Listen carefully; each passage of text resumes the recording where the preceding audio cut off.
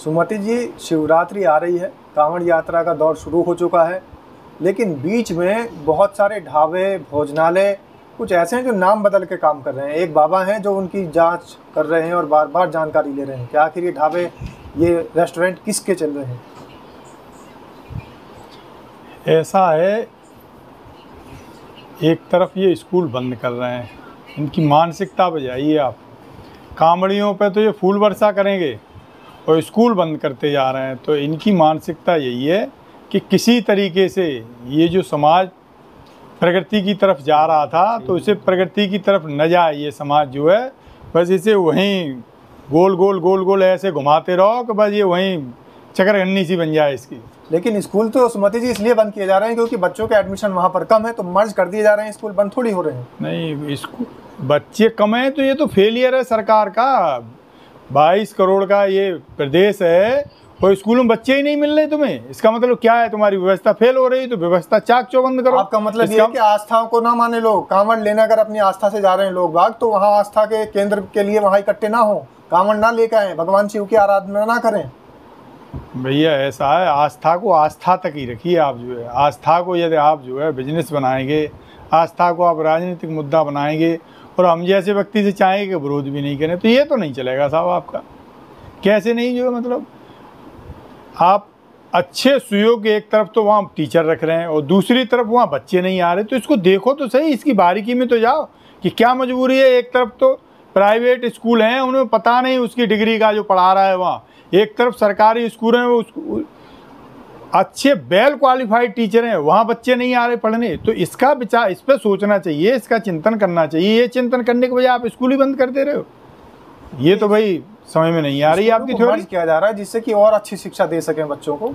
जिस तरीके से राशन दिया जा रहा है, गरीबों के घर में 80 करोड़ लोग हैं जिनके घर राशन पहुँचाया जा रहा है, शिक्षा भी अच्छी करी जा रही है।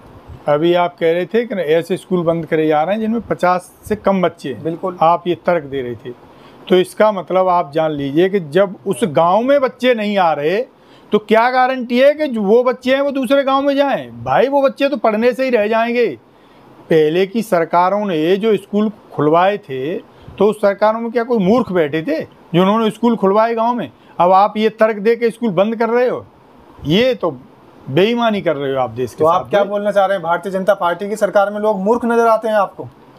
ये काम कर रहे हैं, मूर्खता का काम है या ये बुद्धिमत्ता का काम है? भारतीय जनता पार्टी के लोग देश के लोगों को मूर्ख बना रहे हैं, ये खुद मूर्ख नहीं है। समझिए इनकी चतुर-चालाकियाँ। ये चाह रहे हैं लोगों को कि वहीं उलझे रहो आप, गोल गोल उसी में घूमते रहो आप जो है। अरे भाई, पहले की सरकारें जब बजट कम होता था तब सड़कों का जाल बिछा दिया, स्कूलों की शिक्षा व्यवस्था की आप देखिए कितने अच्छे इंतजाम कर दिए, हॉस्पिटल का देखिए आप कितने अच्छे अस्पताल हो गए। और क्या चाहिए आपको? देश विकसित हो रहा है, विश्वगुरु बनेगा। मोदी जी 9 देशों के भ्रमण पर निकले हुए हैं, अपने देश का झंडा गाड़ रहे हैं, आप बता रहे हैं कि मूर्ख बना रहे हैं जनता को। ये ऐसा झंडा गाड़ रहे हैं। पाकिस्तान के साथ अभी जब विवाद चल रहा था तो विश्व का कोई एक देश हमारे पक्ष में खड़ा नहीं हुआ। तो इनकी विदेश नीति कुछ नहीं है, ये तो साहब जो है देशाटन पे निकले हुए हैं। तो बाहर कोई देश ऐसा रह न जाए जो इन्होंने घूमा नहीं हो। बढ़िया इन्होंने प्लेन खरीद रखा है, सारी सुविधाएं हैं 5 स्टार, उसमें देश को मूर्ख बना रहे हैं। ये केवल और केवल अपने यार का धंधा चलता रहे, हमारी कुर्सी बची रहे। ये बात तो आप झूठ बोल रहे हैं। ये कांग्रेस के नेता होने के बावजूद आप झूठ बोल रहे हैं कि आप सम्मान नहीं करा, देशों ने साथ नहीं दिया। 24 देशों ने तो मोदी जी का सम्मान किया है, वो कैसे कर दिया? उनमें एक एक देश तो इतने बड़े बड़े हैं साहब जो है, तो उससे बड़ा तो हमारा दिल्ली का मोहल्ला होगा एक जो है। ऐसे ऐसे देशों में गए अभी जो है। तो ये तो केवल घाना देश है, नामीबिया देश है, ये छोटे मोटे देश हैं क्या? ये भी बड़े देश हैं। अब चलिए आपकी बात का मैं समर्थन करता हूँ, लेकिन आप ये तो देखो, ये फिर अपनी ये गिनवा क्यों नहीं रहे कि इस देश के साथ गए तो हमारा ये समझौता हुआ, इससे हमें ये फ़ायदा हुआ। ऐसी कोई बात सुनी आपने? बिल्कुल, उन्होंने रोजगार के अवसर खोल दिए वहाँ पर जाकर। अच्छा, संधि हो गई सारे देशों से, जिन देशों में जा रहे हैं मोदी जी। अच्छा, मोदी जी तो अभी अमेरिका गए थे जो है। क्या रहा साहब, जो ट्रम्प जो डेली इनको जो है धौंस देते हैं और डेली इनको जो है क्या कहते हैं चमकाते हैं, कुछ हुआ उसका? कुछ नतीजा समझ में आया आपकी? नहीं, धमकी धौंस तो नहीं दे रहे हैं, मित्र हैं वो तो। अच्छा, ऐसे मित्र हैं साहब जो है कि इन हाथों में हथकड़ियाँ लगा के ना हमारे यहाँ के लोगों को भेज रहे हैं। मोदी जी की जबान पर ताला लग गया, मोदी जी ने उफ नहीं करी, छोड़ो चलो किसी और से कहलवा देते। पूरी सरकार ने इस चीज़ का खंडन नहीं किया, उल्टा वहाँ के प्रशासन की तारीफ के कसीदे पढ़ रहे थे। जवाब तो मिल गया आपके कांग्रेस के नेता, और आप कह रहे थे कि वॉर रुकवा दी ट्रम्प जी ने। अब ईरान इजराइल का युद्ध हुआ, वहाँ भी तो ट्रम्प ने वॉर रुकवा दी। नहीं नहीं, वो तो वॉर रुकवा दी तो ये तो बीजेपी भक्त मोदी जी के लिए कहते थे, जबकि अब ये पता लगा हमारे यहाँ जो है इनके मित्र कह रहे हैं कि भारत पाकिस्तान के बीच जो युद्ध चल रहा था वो हमने रुकवा दिया। तो अभी तो आप देखते रहो ये कितने बेनकाब होते हैं। ये तो ऐसे लोग हैं, एक चेहरे पे कई चेहरे चिपका के घूम रहे हैं। ऐसे ही ये यूपी में बाबा हैं, इन पे कुछ संभल नहीं रहा है। प्रदेश में आए दिन घटनाएं घटित हो रही हैं, अपनी नाकामियों को छिपाने के लिए ये ऐसा ताना बाना बुन रहे हैं प्रदेश में जो है कि शांति से लोग नहीं रहे यहाँ जो है। नेताजी, हमें तो ऐसा लग रहा है कि आप जो है शिव भक्तों से और कांवड़ लाने वालों से चिढ़ते हैं। आपके नेता राहुल गांधी भी कभी कांवड़ लाते नहीं नजर आए। अच्छा, हिंदू धर्म से उन्हें प्यार है ही नहीं। फिर इसका मतलब आप जो है सुपारी तो नहीं मिल गई आपको? सुपारी किस बात की आप बताइए। इसी बात की कोई सुपारी ले ली आपने क्या? राहुल गांधी कब लाए कांवड़ बताइए। अरे भाई, अभी माथे पे तिलक लगाते हैं, जनेऊ में नजर आते हैं, लेकिन कांवड़ लेने का नंबर आए तो पीछे हट जाते हैं। अच्छा अच्छा, मतलब हम शिक्षा की बात करें तो हम धर्म विरोधी हो गए। स्कूल खुल गए उत्तर प्रदेश के, सवाल ये होना चाहिए कि कितने नए एडमिशन हुए। सवाल ये होना चाहिए है जी, जब भी धर्म की बात आती है तो आप मूर्ख बता देते हो जनता को, कभी भारतीय जनता पार्टी के नेताओं को मूर्ख बता देते हो। देखिए, धर्म हमारी आस्था का विषय है। धर्म हमारे लिए यात्रा में इतना पैदल चल सकते हैं तो हरिद्वार से यहाँ तक गंगा जल लाने में कौन सी दिक्कत आ रही है? अच्छा, मतलब राहुल गांधी जब कोई कुछ काम करेंगे, धार्मिक अनुष्ठान करेंगे तो आपके कहने से ही करेंगे। राहुल गांधी जी अमरनाथ यात्रा भी कर चुके हैं, वो दिखावे के लिए नहीं करते हैं। राहुल गांधी जी, आपको पता हो, केदारनाथ भी जा चुके हैं, बद्रीनाथ भी जा चुके हैं। हाँ, लेकिन वो कैमरा लेके नहीं जाते हैं, इतना अंतर है साहब। वो जो है कैमरा लेके कभी नहीं जाते। धर्म कैमरा लेके कौन जाता है? ये तो यात्रा है, इसमें तो भगवान का और धार्मिक यात्रा है, इसमें कहाँ कैमरा कोई लेके जा रहा है? अच्छा, सही कह रहे हैं आप जो है। किसको देख लिया आपने? अरे मान्यवर, इतना क्यों मतलब आप जो है बिल्कुल चाशनी में शराबोर हुए जा रहे हो जो है। आपके मुंह से नाम नहीं निकल रहा है जो है।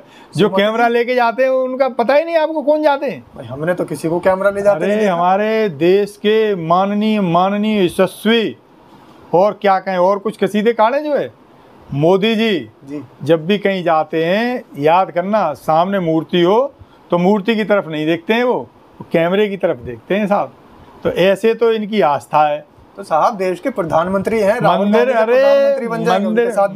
में हमारे यहाँ पीठ नहीं दिखाई जाती है, जो मूर्ति रहती है। तो हम लोगों के यहाँ ये रिवाज है कि 3 कदम पीछे हटते हैं, उसके बाद जो है। लेकिन साहब के आप पुराने वीडियो निकाल के देख लो जो है, साहब बिल्कुल जो है जहाँ कैमरा लगा है वहीं नज़र है साहब की, उधर मूर्ति की तरफ नज़र नहीं है। तो अंदाज़ा लगा लीजिए कि ये क्यों जाते हैं मंदिर। उनके मंदिर जाने में, हमारे मंदिर जाने में, यही बेसिकली डिफरेंस है। लेकिन ये भी तो मान लीजिएगा, डिफरेंस प्रधानमंत्री का भी है। राहुल जी जब प्रधानमंत्री बन जाएंगे तब वो भी इसी तरीके की कैमरे की टीम लेके चलेंगे। अभी तो वो बने ही नहीं, तो इसलिए लगता है आपको कि प्रधानमंत्री लेके चल रहे हैं सिर्फ। देश के नेता राहुल गांधी कोई ऐसी जो है घटिया दर्जे की राजनीति नहीं करते हैं कि उन्हें धर्म का लवादा ओढ़ना पड़े। राहुल गांधी जी 4000 किलोमीटर पैदल चले, लेकिन इस चीज को कभी हरिद्वार से दिल्ली तक पैदल नहीं चल सकते।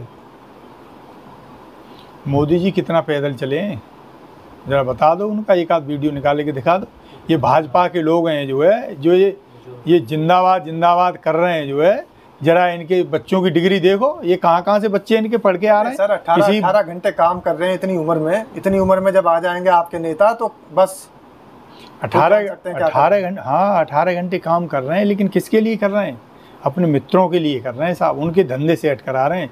जिस मित्र की कहीं 200 देश के पूंजीपतियों में गिनती नहीं थी, आज वो नंबर 1 पे है साहब। अब आप तो ये भी समझ लगा दो अदानी जी को जो गाना बुलाया, अरे थोड़ी गुंजाइश सुनने की आप भी रखो, बीजेपी प्रवक्ता मत बनो। देश आज प्रति व्यक्ति आय में बांग्लादेश से पीछे चला गया है, पाकिस्तान से पीछे चला गया है। ऐसा 18 घंटे काम कर रहे हैं ये जो है। तो ये भ्रम मत फैलाओ। इंतजार करना पड़ेगा 2047 तक का साहब। मोदी जी ने तो पहले ही बता दिया। अब इसमें आपका जो टीका टिप्पणी का मतलब क्या रहा? 2047 तक विश्व गुरु बनेंगे। तो जो विश्व गुरु बना रहे हैं 2047 तक, क्या गारंटी है वो जिंदा रहेंगे? अब इसमें तो किसी की भी कोई गारंटी नहीं। फिर आप बताओ, फिर ये गारंटी कैसे दे रहे हो आप जो है कि वो 2047 में बन जाएगा?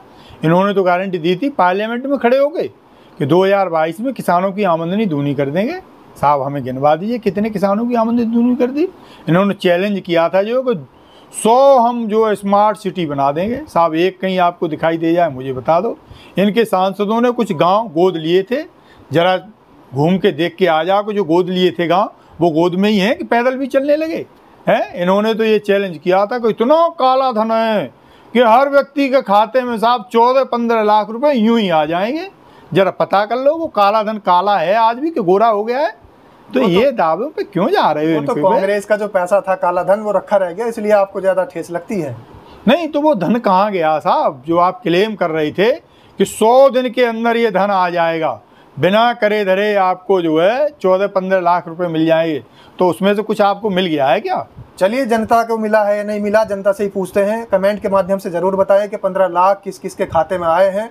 सुमति यादव का कहना है कि काला धन तो वापस आ चुका है लेकिन जनता तक नहीं पहुंचा है, तो जनता ही जवाब देगी। कमेंट के माध्यम से जरूर बताएं, आपकी राय का इंतजार रहेगा। धन्यवाद साहब। शुक्रिया जी।